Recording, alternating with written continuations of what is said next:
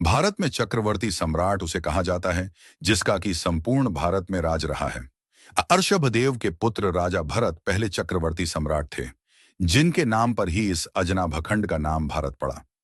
उज्जैन के सम्राट विक्रमादित्य भी चक्रवर्ती सम्राट थे। विक्रमादित्य का नाम विक्रमसेन था। विक्रम वेताल और सिंहासन बत्तीसी की कहानियां महान सम्राट विक्रमादित्य से ही जुड़ी हुई हैं। विक्रमादित्य का परिचय। विक्रम संवत अनुसार विक्रमादित्य आज से 2288 वर्ष पूर्व हुए थे। नाबोवाहन के पुत्र राजा गंधर्व सेन भी चक्रवर्ती सम्राट थे। राजा गंधर्व सेन का एक मंदिर मध्य प्रदेश के सोनकच्छ के आगे गंधर्वपुरी में बना हुआ है। यह गांव बहुत ही रहस्यमय गांव है। उनके पिता को महेंद्रादित्य भी कहते थे। उनके और भी नाम थे, जैसे गर्दभिल्ल, गदर भवेश। गंधर्वसेन के पुत्र विक्रमादित्य और भर्तृहरि थे। विक्रम की माता का नाम सौम्यदर्शना था, जिन्हें वीरमती और मदन रेखा भी कहते थे। उनकी एक बहन थी जिसे मैनावती कहते थे। उनके भाई भर्तृहरि के अलाका, शंख और अन्य। उनकी 5 पत्नियां थीं: मलयावती, मदन लेखा, पद्मिनी, शैल और चिल्ल महादेवी। उनकी 2 पुत्र विक्रमचरित और विनयपाल और 2 पुत्रियां प्रियंगु मंजरी, विद्योत्तमा और वसुंधरा थीं। गोपीचंद नाम का उनका एक भांजा था। प्रमुख मित्रों में भट्टमात्र का नाम आता है। राजपुरोहित त्रिविक्रम और वसुमित्र थे। मंत्री भट्टी और बेहसिंधु थे। सेनापति विक्रम शक्ति और चंद्र थे। कलिकाल के 3000 वर्ष बीत जाने पर 101 ईसा पूर्व सम्राट विक्रमादित्य का जन्म हुआ। उन्होंने 100 वर्ष तक राज किया। गीता प्रेस, गोरखपुर भविष्य पुराण, पृष्ठ 245। विक्रमादित्य भारत की प्राचीन नगरी उज्जैनी के राज सिंहासन पर बैठे। विक्रमादित्य अपने ज्ञान, वीरता और उदारशीलता के लिए प्रसिद्ध थे, जिनके दरबार में नवरत्न रहते थे। कहा जाता है कि विक्रमादित्य बड़े पराक्रमी थे और सम्राट विक्रमादित्य अपने राज्य की जनता के कष्टों और उनके हालचाल जानने के लिए छद्म वेश धारण कर नगर भ्रमण करते थे। राजा विक्रमादित्य अपने राज्य में न्याय व्यवस्था कायम रखने के लिए हर संभव कार्य करते थे। इतिहास में वे सबसे लोकप्रिय और न्यायप्रिय राजाओं में से एक माने गए हैं। कहा जाता है कि मालवा में विक्रमादित्य के भाई भर्तृहरि का शासन था। भर्तृहरित के शासनकाल में शकों का आक्रमण बढ़ गया था। भर्तृहरि ने वैराग्य धारण कर जब राज्य त्याग दिया तो विक्रम सेना ने शासन संभाला और उन्होंने ईसा पूर्व 57 में सबसे पहले शकों को अपने शासन क्षेत्र से बाहर खदेड़ दिया। इसी की याद में उन्होंने विक्रम संवत की शुरुआत कर अपने राज्य के विस्तार का आरंभ किया। विक्रमादित्य ने भारत की भूमि को विदेशी शासकों से मुक्ति कराने के लिए एक बृहत्तर अभियान चलाना है। कहते हैं कि उन्होंने अपनी सेना की फिर से गठन किया। उनकी सेना विश्व की सबसे शक्तिशाली सेना बन गई थी, जिसने भारत की सभी दिशाओं में एक अभियान चलाकर भारत को विदेशियों और अत्याचारी राजाओं से मुक्ति कर एक छत्र शासन को कायम किया। ऐतिहासिक व्यक्ति कल्हण की राजतरंगिणी के अनुसार 14 ईस्वी के आसपास कश्मीर में अंध्र युधिष्ठिर वंश के राजा हिरण्य के निसंतान मर जाने पर अराजकता फैल गई थी, जिसको देखकर वहां के मंत्रियों की सलाह से उज्जैन के राजा विक्रमादित्य ने मातगुप्त को कश्मीर का राज्य संभालने के लिए भेजा था।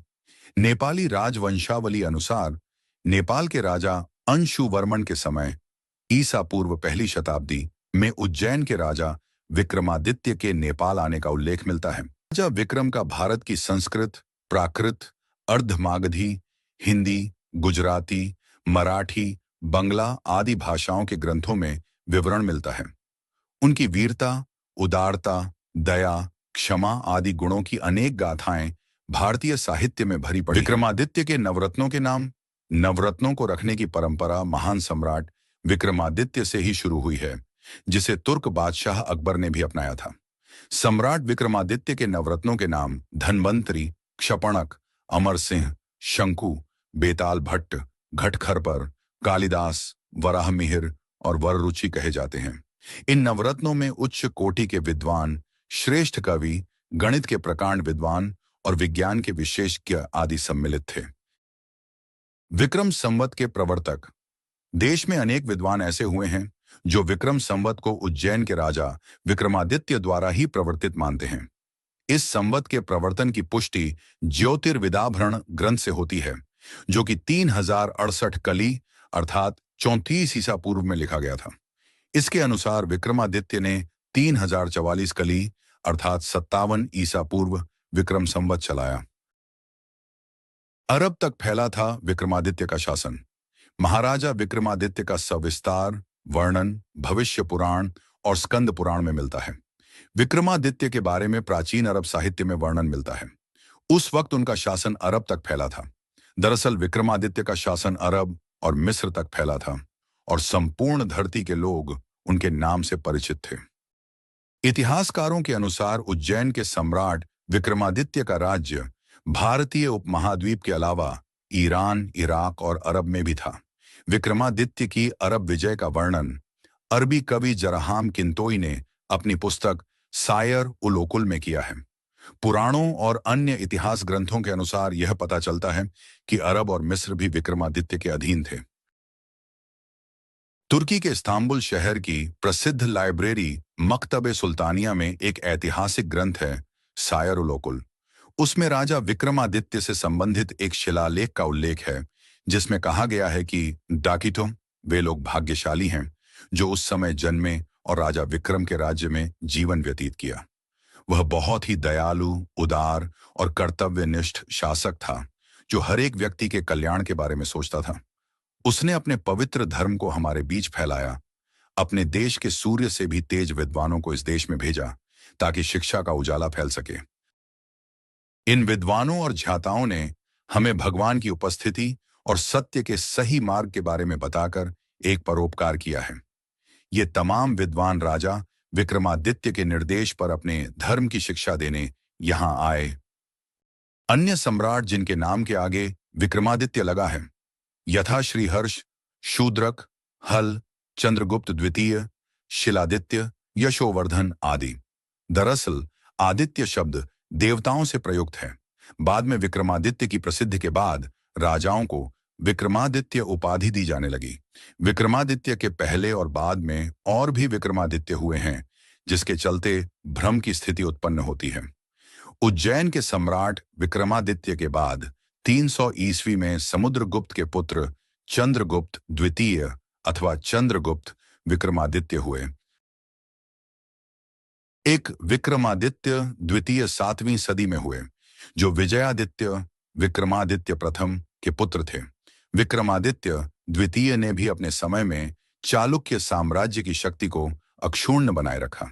विक्रमादित्य द्वितीय के काल में ही लाट देश, दक्षिणी गुजरात पर अरबों ने आक्रमण किया। विक्रमादित्य द्वितीय के शौर्य के कारण अरबों को अपने प्रयत्न में सफलता नहीं मिली और यह प्रतापी चालुक्य राजा अरब आक्रमण से अपने साम्राज्य की रक्षा करने में समर्थ रहा। पल्लव राजा ने पुलकेशन को परास्त कर मार डाला।